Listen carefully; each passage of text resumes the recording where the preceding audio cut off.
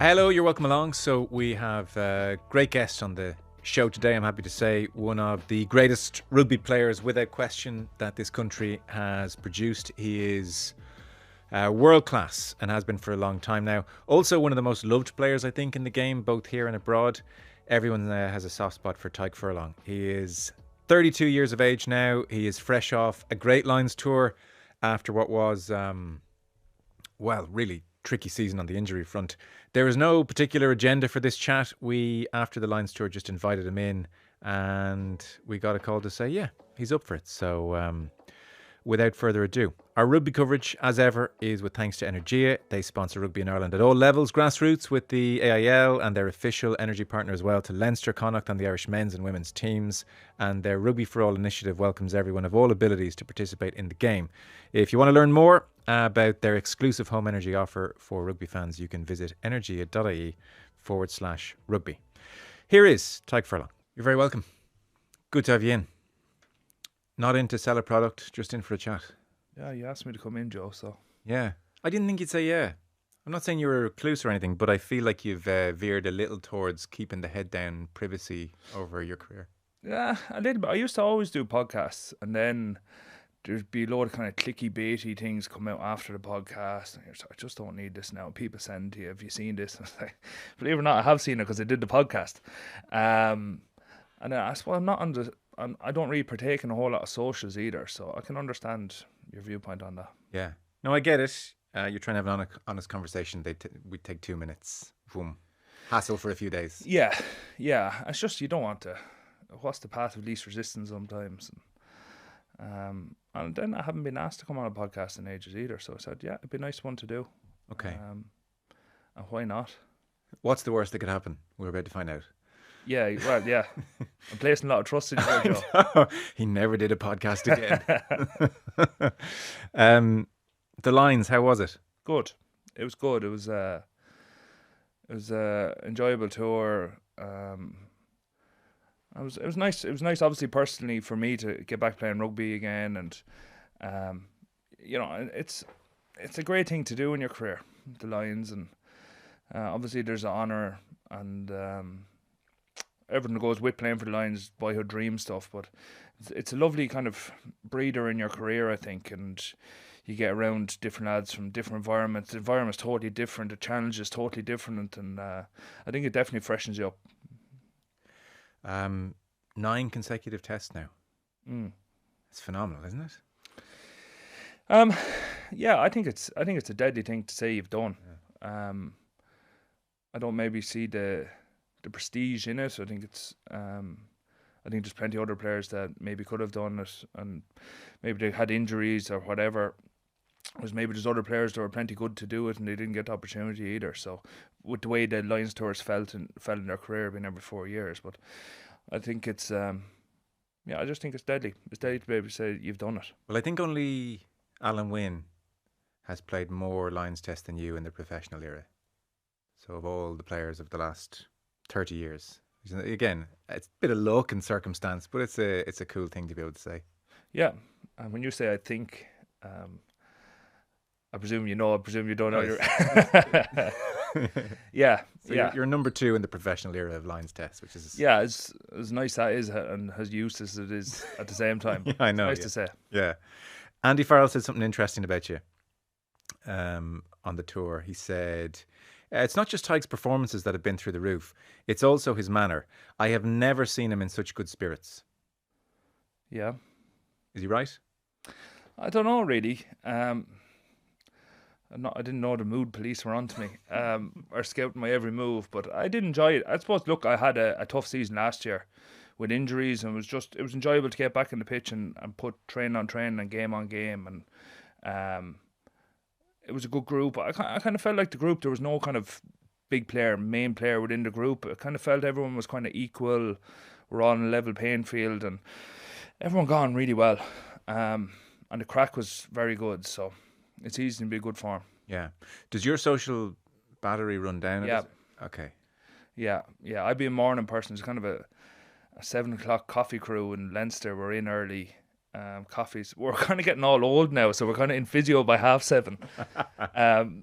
So it used to be an hour of coffees and chats, and on the crow's line, we call it. We'd all sit up on the left-hand side is a bit of a perch, and we sit on the crow's line. Who's in that club? Oh, Lukey McGrath, Jack Conan, myself, Dan Sheehan. I don't want to leave anyone out now. Ross Maloney would have been in it. It's just, I suppose we're naturally morning people anyway, and then as the day goes on, my battery gets flat. Because I've thought that I'd be in the same category, and I just don't know about at 7, 8 o'clock. I want to go back to my room, not I want to go back and share a room with another man. As much as I might like him. Yeah. No, I get you. I get what you're saying on tour and stuff. Usually, if all possible, I try to get my own room. I'm a weird sleeper. I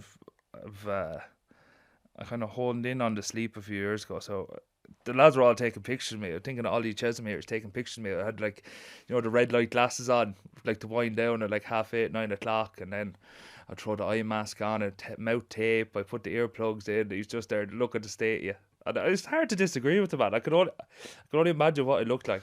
What does the mouth tape do? Breathe through your nose. I'd be a terrible mouth. I suppose I used to be a terrible mouth breather.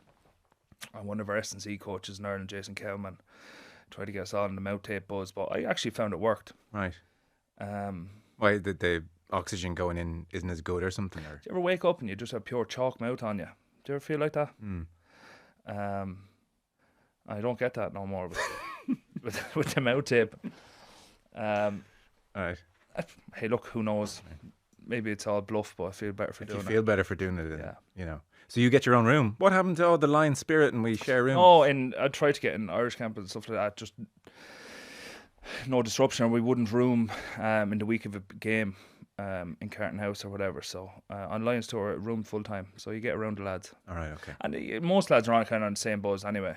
But it's always, do you know what I mean? Bit of chats and then it's kind of pleasantries over and I'm going to sleep. Good luck. Yeah, I like you and everything. Snore. But I'm going to sleep. Yeah. I don't. So this is the childish way to ask it. Did you make any new friends? I don't know how else to put that. Did I make any new friends? Yeah, you'd always do. I think a part of that thing is you're all in it and you go through the shared experience together, for the want of a better word. But you do come out. You do come out with bonds and stuff made. And I'd be terrible on the old phone for keeping in touch with people.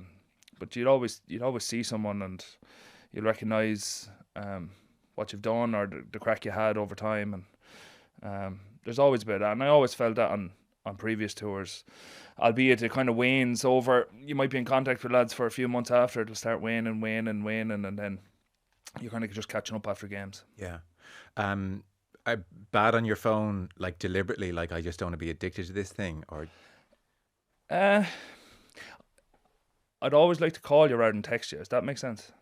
It's quite old school now, isn't it? Maybe. It's a great thing. It's a great thing to do.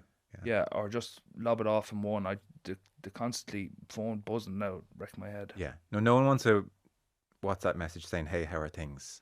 Yeah. Yeah, give me a little bit more than that, please. Start typing here. Yeah. Yeah. How were you feeling afterwards? Because the television interview you did was quite emotional. I don't remember you being overly emotional at different points in your career. You're quite a, come on, type, I'd say. But I think at one point you said, I don't want this to end. It was hitting you, this could be the end? Yeah, it is the end with the Lions, really. Unless plenty of holy water on the body. Well, it was a weird one because we targeted all week, tried to get it done in two, and it didn't look likely, did it? And I was sitting on the sideline and I was actually talking to Dinny Sheehan beside me. I was like, how many times have we been here over the last few years, and it just hasn't come our way. And then Hugo Keenan waltzes in the corner after negating the backfield all game, and next thing is the hero. And we went beluga. So it was just kind of that wave, and the support, and the stadium was like that. Obviously the MCG was going cracked. And it just kind of takes over you a little bit. And I suppose you're thinking about it during the week, about it could be your last shot at the Lions and what it means, and what it's meant to you as a person. And I suppose it all just comes out then. Yeah. In terms of it being enjoyable, I presume Andy Farrell has a fair amount to do with that. I've just read Conor Murray's book last week, and he uses the phrase emotional intelligence about Andy Farrell about half a dozen times, maybe more. It's just this guy has something very special. Like, he told an example about how after that England game where Marcus Smith had the drop goal and Murray was getting a lot of abuse online, and it was starting to get to him. But he said, like, Farrell's gift was that in a field of 30 lads, he could see I wasn't myself and picked me out and got to me and talked to me and, you know, nursed me back a little bit. Give us your perspective on Farrell, because you've seen your fair share now at this stage. I've never heard players talk about a guy so effusively. It's like if you started a cult, I think a lot of you would sign up. Yeah, yeah. I suppose he's had a huge impact on my career. I think the players have a lot of respect for him. Not only what he did in rugby, but also life. You know what I mean? It's I've said before, like, he's a man. Do you know what I mean? But such a presence, isn't he? Yeah, he's such a presence, but he has a softness to him too, and a people skills to him too, and do you know, he treats you like an adult. He's not like a school teacher. He just generally wants you to be as good as you can be and to get the most out of yourself, and in a nice way of doing it. He's not ramming down your neck. He's just saying, if you want this, go take it with both hands and attack this thing, and have no regrets about it. You know, it's fresh. I suppose it's modern day coaching in some respects. The way people in my generation and lads younger than me are, and I think long gone are the kind of shout matches and screen and shaming lads. I think obviously there's a little bit element that is still needed, like a reality check sometimes, but I think the way he's doing it is kind of connects to people my age or the lads coming up through. Yeah. I don't know him at all. I've interviewed him once, a kind of behind closed doors thing, and we chatted for less than 5 minutes afterwards. I was very struck. You mentioned it there. There is a very gentle aspect to this big man, alpha, like Wigan. I'd say that was tough, old school. But there is a softness, a gentleness to him, which is very disarming. Yeah, like, he cares, I think. I think that's what the players maybe get behind. Like, he generally cares for you. He cares about the Irish rugby team. He cares about the legacy you leave behind. And that would strike me, though. That shouldn't be that rare amongst coaches to care. No, but you get it's proper. Well, I feel it's genuine. Okay. Anyway, and I don't know. He's an interesting character. With a life story to tell as well, and he's been around rugby a long time. Yeah. And did you see what Ben Earl said afterwards? He was talking about how it's been a life-changing experience for him, and he said he almost has realised how tightly wound he has been, and he was saying you come away in the lines, and it's like I can't do all the prep I'd usually do. I can't watch all the video footage I'd usually do. One time the bus door broke and we had to get out, and you know, he was sort of saying, no, the Irish lads were just having the crack. There wasn't the same stress. And he was like, why am I so tightly wound? Because I can still just go out and play rugby even if my week isn't perfect. And he was like, this is like a before and after moment for me. Yeah. And I suppose Faz to talk about whatever happens, it doesn't matter, just get on with it. But like he tell me a lot of time, don't overhype yourself. Don't play the game too early. Not in those exact words, but... Yeah. Just don't use any emotional or psychological energy too early. Do you know what I mean? Even in the warm-up, stay nice and calm. Just dial in. When kick-offs when you need it. And it took a while for me. Traditionally, I would always been train really hard during the week. Get your load of confidence from training. You have to push yourself during the week, and then Saturday is just a reflection of how you train on the weekend. And as you get a little bit older and... you know, you can't train maybe, well, it's not wise to train like you want to sometimes. You have to pick and choose. You're forced to think about what really matters for you in a week to get performance out the weekend and how to stay sharp. And I think Faz has been, I suppose, the thought leader in that in me. Even like captain's run, I went out to a captain's run one day in the Lions and I was flying. And I did my usual kind of warm up and prep, etc. And we just started hacking a few balls around. And putting him onto the left peg, and he was just like, calm down, I know you're giddy. These are the ones where you pull back. Don't push today. So he's always in tune with that kind of crack, and tries to take all the stress away from your week.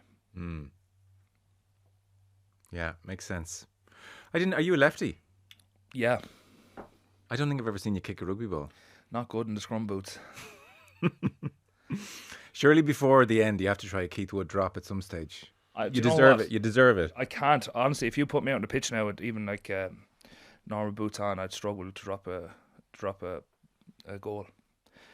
There's a real skill in that drop the ball. You know, when you play Gaelic football as a young fella, you kind of caress the ball around the corner, or you might chop down or knee toe straight line stuff. When you a drop goal, I feel is a different skill altogether. I remember doing it before training one day, and Johnny Sexton saw me do it. He's like, your drop is all over the place. Like, what are you on about, the drop of the ball? Just let it down there and hack it. And he said to me, it's all about the drop onto the foot, striking as I hit the ground. But I tried a sense, no go. How do you think he found the coaching? We saw a few videos, I don't know if you've seen them, where, you know, he seemed to be really like enjoying it and very like engaged with giving Marcus Smith a tip at one stage, and that's lovely. You know, he seemed to be thriving. It's not a shock, I don't think. I don't know. I suppose you'd have to ask Johnny. Yeah. What did you make of him from afar over there? Yeah, in the bits he did with the team, I thought he was very good. But I suppose he was mainly there with kickers and helping tens and stuff like that. And I can only imagine it's different. You know, he's been on 2 Lines tours, and I'd say it's a different experience for you to go coaching. You mean you are that little bit separated from the players, even though he's played with so many of us, etc. So, and was the relationship different? No, not on a human level. I can't be friends with you guys anymore. No, none of that. But how he truly found it, I'm not sure. But he looked like he was enjoying himself. I thought he was very good around the group, and obviously when you have Johnny Sexton there, he's you hold the room when he talks because of what he's done in the game and how well he's respected all over rugby, really. Do you have a coaching itch? I don't know. Sometimes I think when you're climbing your mountain now as a rugby player, can you go down and climb the ladder again as a coach? So I don't know. Is it something I'd write off? Absolutely not. And especially as the game is in its current form, you know what I mean, in terms of attack D, set piece. I think I can add value there. If I was to go coaching, but how does that look like? What does that look like? I don't know. I always like the underage stuff, especially maybe the pathway I came through, and seeing where that can go, because I think the school system is kind of maxed out at the minute. You could get these lads in from school now, and they're proper athletes. They've played rugby. Some of the programs are crazy. Even first years training, junior cup teams training the whole summer. It's quite regimented, and I think there's value in the youths or the club system because of the different personalities, the different backgrounds, socioeconomic, everything. And I think if you can tap into that, I think there's a lot of ground to be made up on it. But I think that's where the real gold lies. Oh, interesting. Okay. You're 33 later this year? Yeah. So the last 18 months, really rough with injuries. I make it, only once did you play 3 games in a row. Last season, 8 games for Leinster, just the 1 for Ireland. I felt it was like calf, hamstring. Anytime I see a Tadhg Furlong medical update, I bet my life it's a calf or a hamstring. Yeah, rear chain somewhere. Yeah. So what's been happening? 23, 24 was a relatively good year, mid-20s for making games. And then last year we had a real good pre-season. Thought we kind of cracked it a little bit. And I think we only missed 1 training session the whole pre-season, just as the load management. And played 2 games, went out to play the third, and ball burst. And it kind of spirals from there, you know what I mean? It's you're always trying to get back for 1 game. Maybe you push it, maybe you don't. Re-tear on the way back. And it just kind of got out of control a little bit with small injuries. Yeah, I kept seeing the reoccurrence. Yeah, like real small. You might like a real small tear in the left and nearly back, and then the right one to go, and it's just real itty bitty stuff. Okay. And in some ways, I'm very lucky. I've never blown out a knee or a shoulder or a neck, and they're all in fine fettle. But it's just trying to get on top of the kind of overloady calfy injuries. And what's the root cause? Do you know? We don't know. It's a complicated one for players, to be honest with you, to talk about nowadays, because we obviously have all career-ending insurance, and there's some lads really struggle to get their insurance, Okay. either through premiums or through retiring through injury and not getting paid out. So it's kind of So if a guy doesn't want to come on the show and be like, I'm an absolute bits, and then next week they're in with their broker saying, can I get some career-ending insurance? yeah, exactly. It is tricky. I understand. Yeah. Where there's a lie between like the public interest but also the players' interest, and I get that. There was a push recently to have a bit of a, no, that's a medical issue. Jamie Was Heaslip there? once or twice, a little bit. Now, it hasn't caught on. I think lads are kind of back to saying, no, look, I have a hamstring. Yeah. Look, I have a few complications there that put pressure on calf hamstrings, and nothing major. It's just something that needs to be managed, and can cause it if I overdo it to maybe overtrain or overload injuries in the calves. So it's just something. It's maybe why the Lions worked well for me, because training load goes down. You're playing games on Saturday, and it's something we're introducing into the season this year for me to see how it goes. Okay.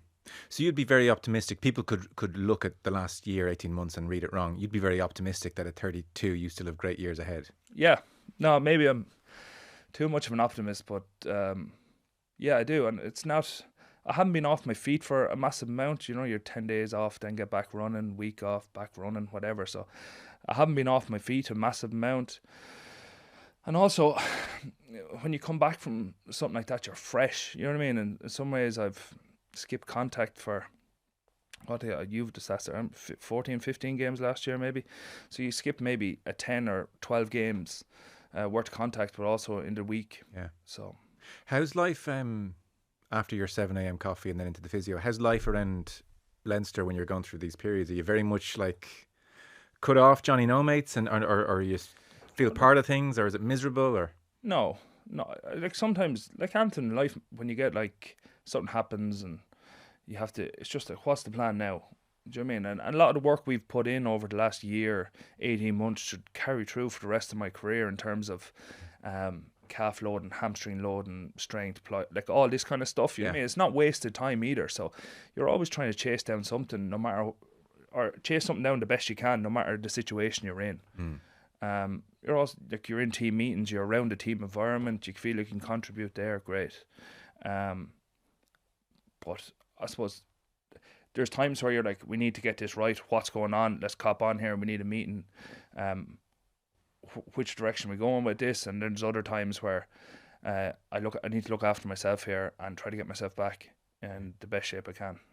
I saw you say when you were coming back for the Lions, I need to feel good in the scrums. I need to have it in the legs. It's kind of like, that's my week. You know, I like scrummaging. No matter what you do around the pitch or attack, defense, whatever it is, like scrummaging, your job as a tight head prop. So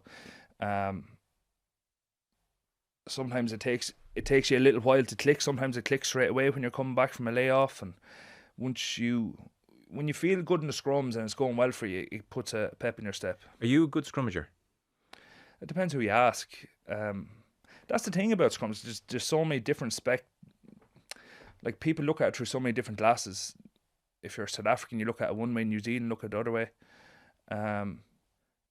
It's when I get it right, I can and consistent, I'll back myself there. But there's times in my career where it just wasn't working for me, and you get in your head about it and you start overthinking it, and you can become a little bit inconsistent. Right.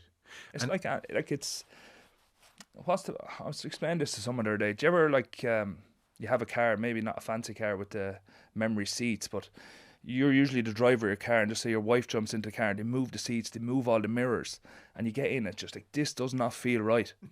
And you're moving the seat back, you're trying to move the mirrors, and like, where's my comfy position here? That's what it feels like when you're not scrummaging well. Okay. You're always... something's off. Yeah, tinkering with something. It just doesn't feel right. And is it one of those things, because I can't read it at all. I look at the referee, it's a penalty, I find it very hard to see. Is it the kind of thing where if you're not scrummaging well, would everybody in your team in the scrum, like hooker next to you, fella behind you, would they know, geez, Ty's not scrummaging well today? Or is it hard sometimes to know what's going on in a scrum? No, you feel it. They'd know. Yeah, you'd know. Especially the front row. Okay. Like, if I was getting turned in or sitting back, you'd know, you feel it straight away. They'd say, what's going on there? Yeah. So good second rows will tell you you're pushed back on bind there, or you're off balance, or your legs are too long. Okay. But the front row, no. It strikes me as quite a difficult skill to master for many reasons, obviously, but not least because, like, your head's down looking at the grass. So, in a sense, you're blind. And so you're just relying on feel. And you're learning through feel. And that's how you build up the catalogue. And I remember you saying before that so you feel it and you'll clock it, remember it. But then you have to go back and look at the video and see how that tallies. And so there's a real process to becoming an experienced scrummager. Yeah, and it used to drive me nuts when I was younger that people, you have to learn the hard way, or you just experience what is experience here. And He has to go through it. You do have to, and you do, and it's something that annoys. Well, something you're conscious of now when you've young fellas coming through is like, can you speed up their experience gap? Or in rugby, not just even scrummaging. So, what have the older players learned that there are little cheat codes to climb the ladders up to the next level that you can pass on, or the group can pass on. And who are the best scrummagers at Leinster? Who are like the nerds who know their stuff? Or you must be getting there now. Yeah, everyone a little bit, to be honest with you. But again, it's not a exact science, because body shapes are different. Ankle mobility is different. You know, hip mobility is different. People have big chests. Some people are wide shoulders. Do you know what I mean? It's all moving parts. It's all moving parts. And sometimes when you get a good consistency in the front row, it's easy because you're used to each other. Then you throw someone else in, or he's pushing the seats after moving in your car, and someone's after changing rear view mirror. So that's how you primarily judge your performance, even if you've had twinkle toes and a few offloads. Yeah, scrum and work rate, I think. Right. I judge you on nice passes. Yeah. Little pirouettes in midfield. Yeah. That's he had a great game. No. If it happens, it happens. It depends on the game. Some days you get loaded ball, some days you get no ball, but you're fitting within the system and you're doing your job. But I think when you scrum, when you're honest, you know what I mean? When you're honest with yourself, you scrummaged as well as you could, and you worked as hard as you could. But also, there's a difference between working hard and working smart. And working honestly, I'd say, you can live with yourself then. You know, were you honest? Did you try to? Yeah. And obviously the contact area. So then if someone said, geez, Furlong's a bit quiet in the ball, not seeing any kind of fancy stuff, you know deep down that's not actually that important. Yeah, I know if I can get that part game of my game going, it's good to get on the ball, but and you want to get on the ball, but you're not running in front of people to give me it to get there. Yeah. But you've your skill set is, you kind of change. You raised the bar, I think, for front row players. It's hard for you to say that. Yeah, you did. Yeah. Maybe, but that's the way the game went. Do you know what I mean? When I would have came through first, it was all hard carries off 9, no passing, and then the game moved towards passing, being able to play every direction. And I think sometimes I went too far away from also the carry. So it's trying to have the nice mix of both, I think, is where the goal lies, depending on what you're looking up in front of you, seeing from the defence. Yeah. But you know what I mean, you need to be able to do both nowadays, especially the way defence have gone. Yeah. How is life off the pitch these days? Good, busy. We have a 9-month-old Baba at home. Everyone's going great. Girl? Little girl, yeah. How's that been? Really good. Yeah. Really good. It's different as a rugby player because she was born, we were doing up the house in Dublin at the time, so my wife and my daughter moved to Wexford and I was up here training, and then we're into Six Nations camp, and then I was gone to Leinster for whatever, 2.5 months. So that's tough. Yeah, no, it's great. You know, I'm very lucky with the family I have, and they're very supportive. So it's going great, and it's great to see new life within the family. And she's a joy. She really is. She's, you know, I was sitting at home and I was kind of egging her on to do a little bit, but she kind of just started crawling now. She's smiling. She's pulling at your hair and face and kind of standing up, and It's really enjoyable. Yeah, it's a bit addictive getting giggles out of them. Yeah, Yeah. yeah. I never thought it was as funny, to be honest with you. And Thank God she looks like her mother. Is that last other thing I was going to say? is she the first grandchild? Do you have brothers and sisters? I've one brother, yeah. No, she's the first grandchild Right, in so my side of the family. yeah, so it's such a boom, you know, Yeah. amazing. It is. It's all encompassing, I tell you. I presume when you say there it's great to have new life. It's a reference to your father. Yeah. December 23, Yeah. he passed. Obviously, it's very private, and it's private to you and your family. So wherever you feel comfortable. In that period where he was ill, it struck me. You get married that year, you win a Grand Slam that year, you go to the World Cup that year. It's in rugby terms, it's kind of exhilarating, and I'm sure a wedding is like, you know, it's joyous and wonderful. And there's this backdrop. How did you navigate all that? What was that like? It is tricky. It is tricky. I suppose he got diagnosed in Christmas 2022. Total shock. Total shock, yeah.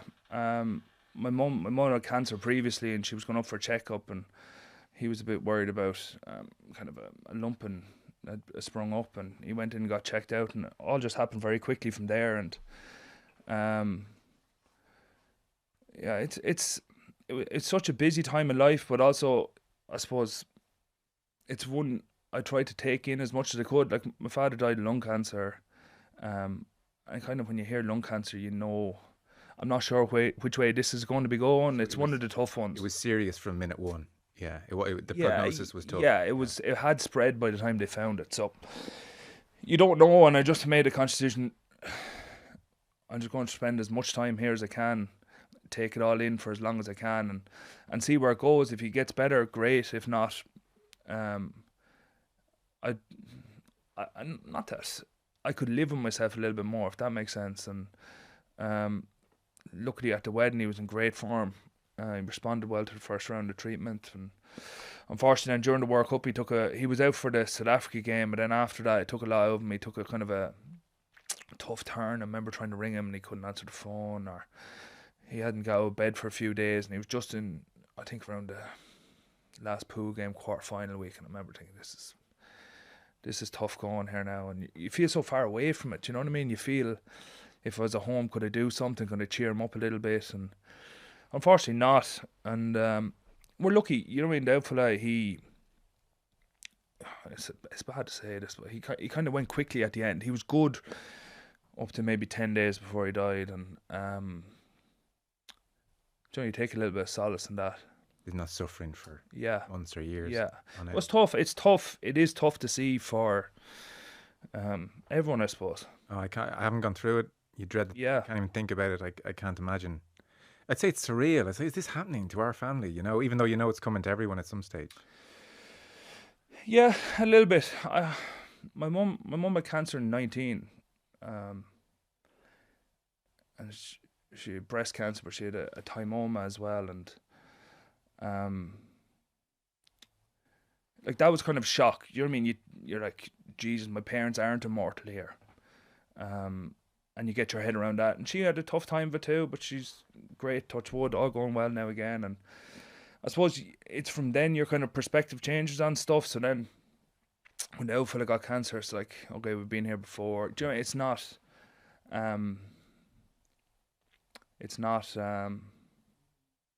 that sudden, oh my God, do you know what I mean? Like, yeah, the C word again, do you know what I mean? So it definitely puts perspective on stuff. Can imagine. Is that World Cup experience then, which so many of the players talk about with fondness and zombie and the scenes, is that very tainted for you? No, but it's a World Cup I'll always remember for two reasons. Like, he came out to South Africa game in a great time. Do you know what I mean? He was tired, but he got to the game, and we had a nice moment after the game. We have a nice photo after the game, and it's not tainted. You know, you kind of, when the World Cup ended and we're hanging around, I kind of really wanted to get home. But it's just the way it is. Yeah. What age was he? 64. Okay. Young. Yeah, relatively speaking. Yeah. And how has the last 18 months been for you? Like, people say you have to, it's always a strange thing. People say you have to give yourself time to grieve. And I do I go into a room? Do I set my alarm clock and go in and do it? I mean, how have you found the rawness into wherever you are now with it? Yeah, it's a weird one I found with cancer. I suppose you make peace with it as the journey goes on, or especially towards the end. But the thing I always found is you can't feel the way people want you to feel or expect you to feel. You can only feel the way you feel, and you know, obviously you miss them, you think about them or whatever. But I wouldn't have said I was in a mess or anything like that. It was just the way it was, unfortunately, and it panned out. Yeah. Are you religious? No, I wouldn't be.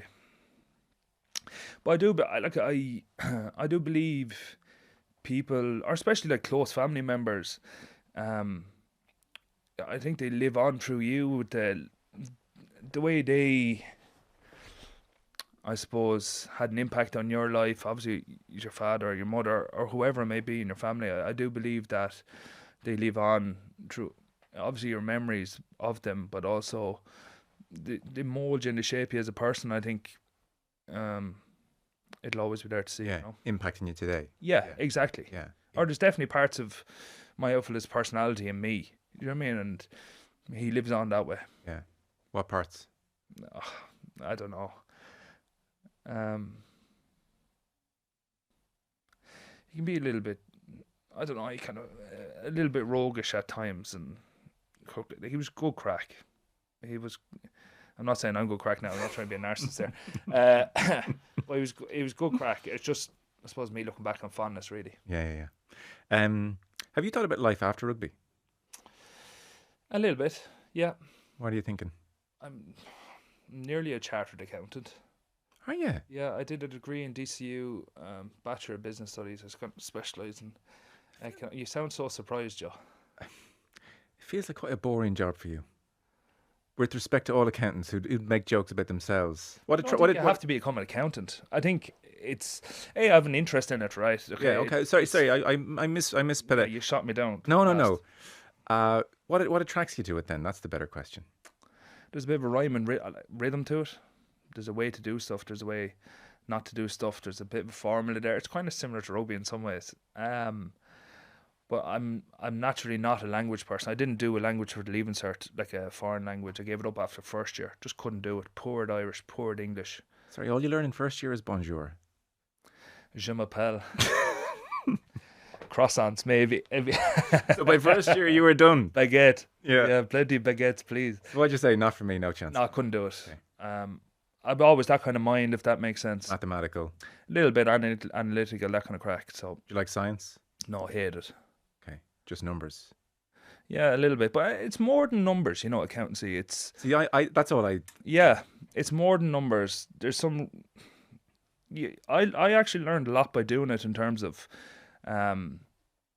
rugby, or a little bit of leadership. There's modules there like strategic business leadership, and I was never a man to read those kind of leadership books. I struggled that sort of stuff. Again, I'm not a naturally languagey kind of person. The jargon. Yeah, it feels like work reading that kind of crack to me. But doing it through college and explaining it and understanding like strategic business leadership and all this kind of stuff, I found it really interesting. Yeah, and it kind of opens up pathways to look at other, like, what are they talking about here, and it just leads you down. Or like change management, how to manage change within an organisation, all that kind of crack, and I found that really interesting. To be fair, that's very interesting. I have an outdated, you're just doing a ledger book. And that's accountancy's a lot more than that, to be fair. Yeah, there is a bit now. There is plenty of ones that I really modules that I really drag my feet through. Yeah. But there's some of them then you're looking forward to doing. So you could go into, quote unquote, the business world very conceivably. I'm not sure how employable I am, but potentially, yeah. And look, I suppose I just want a bit of choice there. Yeah. Do you know what I mean? I don't want to be someone that's peddled out. I should go on with pints and dinner for him. You know what I mean? Have a bit of crack, it'd be grand. Or off selling something maybe you don't want to sell. I kind of just want a little bit of choice there. And accountancy is with the knowledge and the skills you have from rugby, it gives you choice in the world, and I just didn't want to. I want to make my own choice when I finish. Yeah. And when did you start doing all that, or did someone push you to do it? I finished a degree in 2014, I think. I just did nothing for ages, but I gave it a good thought on what I wanted to do, and I talked to a lot of people, and it's just a well-rounded one. You can do it from home. You can you're not in lectures to home. You do it at home, flexible. You can do your exams from home with the camera on, and it just fit the schedule, and there's 4 sittings a year. If I miss a sitting because it's a game, I just push it back. And they're tough exams, though. I've heard. Yeah, honestly, very tough. One of the toughest things I've ever done. Right. Yeah. Right. So you're cramming the night before, the sweats, all of that. As a rugby player, you don't have. So my thing is, I just consistently tip along with a bit of discipline about it, hour a day. Just keep tipping away, because you don't have the ability to cram, because you might have a big game that week or something. Exactly. Yeah. Are you a disciplined person? I'm a creature of habit, I would say. Yeah. I mean, to be fair, that is discipline, because willpower doesn't last long. Yeah. You set up good habits. Where will you live, do you think? Dublin? Wexford? When you said home there, I wasn't sure what you were talking about when you said I do it at home. I live in Dublin. I know, but I'm training. But is Dublin home now? I can never call Dublin home, I don't think. How do you feel about your daughter in a Dublin jersey? Not good.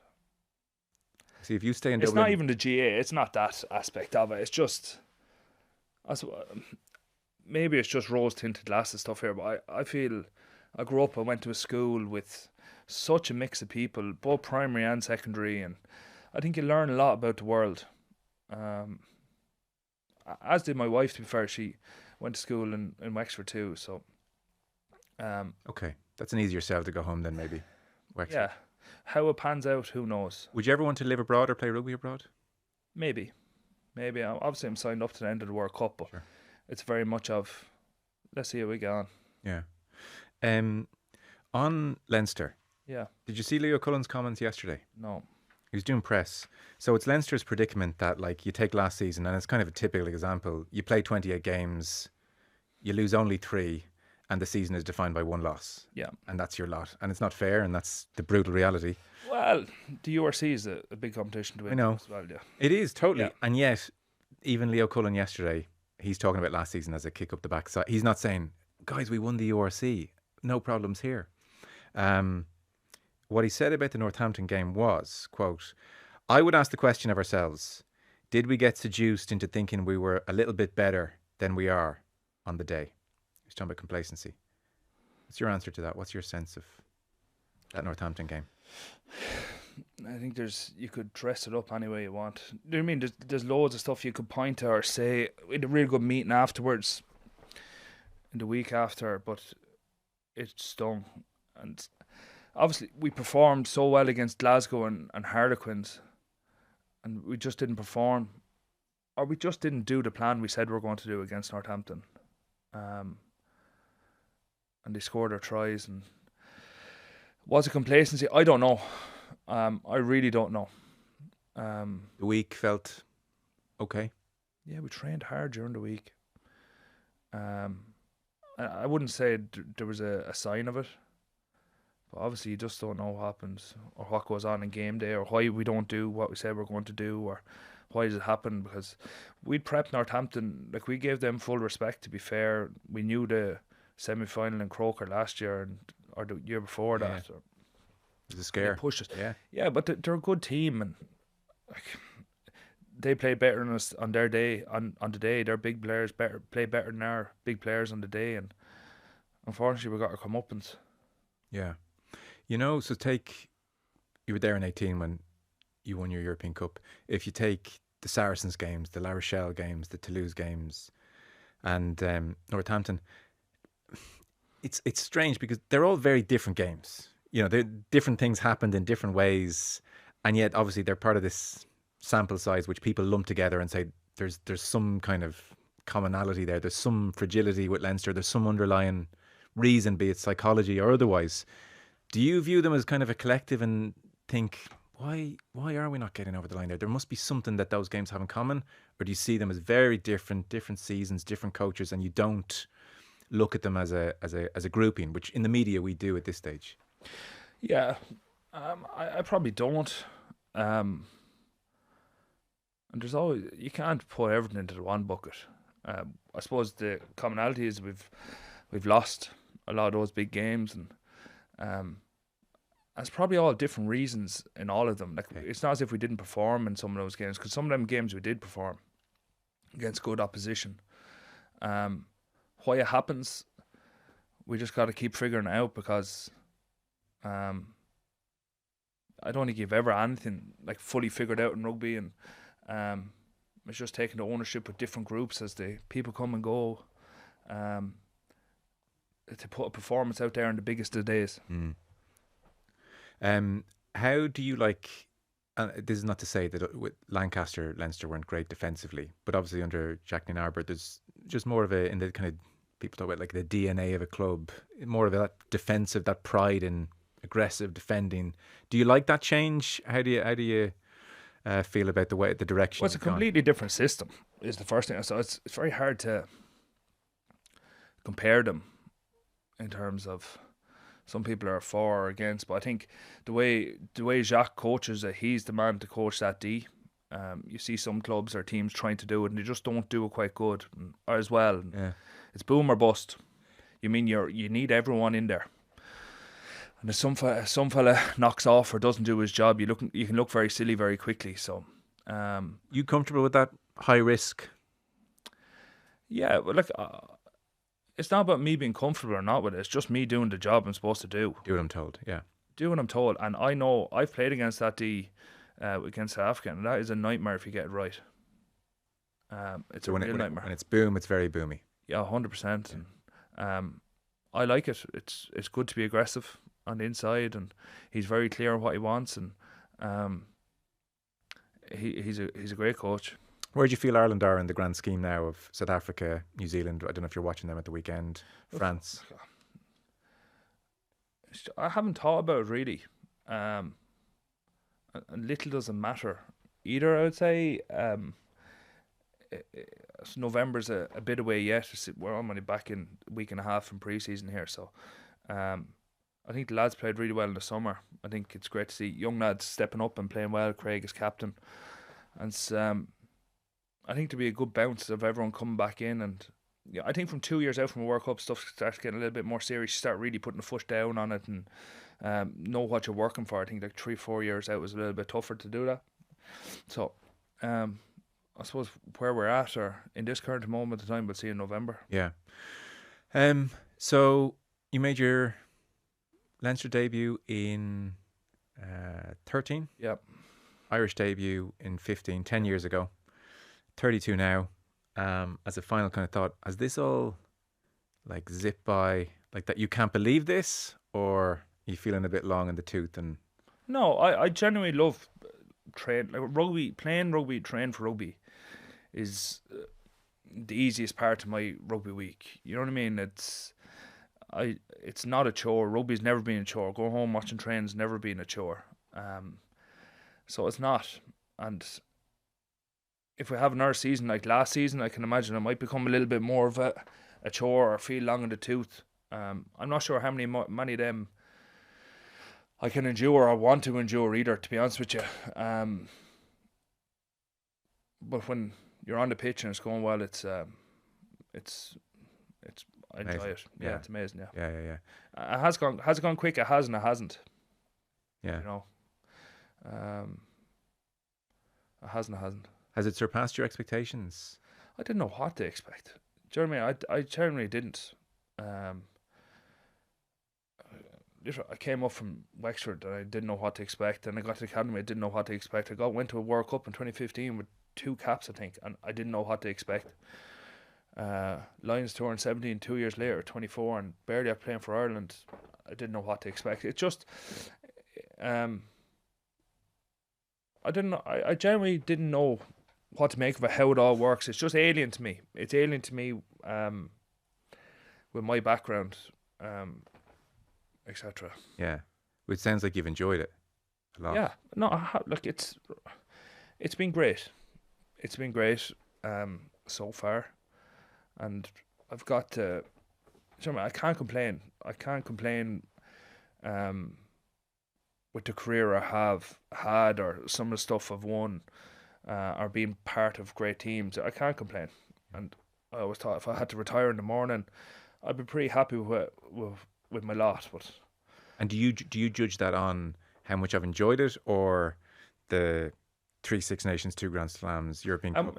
How much you enjoyed it, Right. and also I suppose the satisfaction and sense of achievement of winning some of those things with great groups of people. Very good. When will we see you back in action? Do you know? Pre-season. You come out to UCD on Thursday there and you see me plodding around. Dropping goals. Yeah, not drop a goal. I might start practicing now, Joe. I want one before you're done, and a nod to the crowd. No, could you imagine? I don't know. Probably looking unlikely that we'll travel to South Africa. Okay. It's a tough start, yeah. Yeah, unless there's injuries you're needed. But I suppose we have a block of pre-season to do now to get fired and getting robust before the season starts, and then around 3 or 4, I suppose. Okay, very good. It was great to have you in. Amazing to talk about all this. Continued success. Hope it keeps going well. And Tadhg Furlong, thanks so much. No bother, Joe. Thank you.